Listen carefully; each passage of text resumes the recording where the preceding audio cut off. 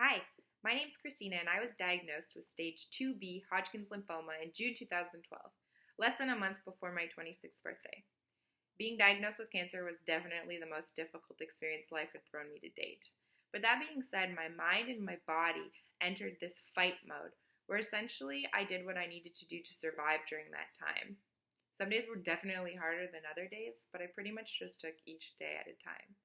For me, the most difficult part of the whole cancer experience was post treatment.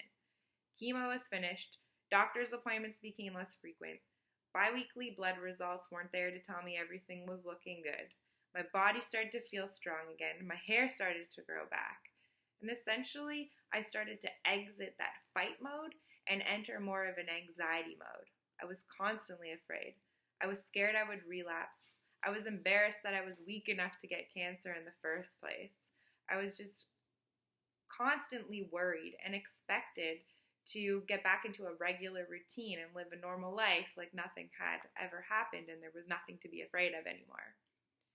Luckily, one of my friends convinced me to start running with her. I was instantly enchanted by the calmness and the peacefulness that running had to offer. Not only did it make me feel healthier, but it gave me that designated time every day to worry, to get my thoughts out, to get my fears out. And then I could go back to my day and the busyness of life.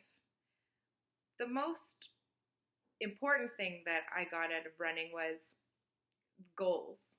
It gave me something to set my sights on in the future rather than worrying about the past coming back, rather than being anxious or nervous. I trained for a 5K. Once I did that, I trained for a 10K. Pretty much I started running and I didn't stop. After the 10K, I went for the 21K. And last year, I joined the Leukemia and Lymphomas team in training and trained for the 42K. This was an amazing experience. I got all the training and the support that I needed to achieve my goal.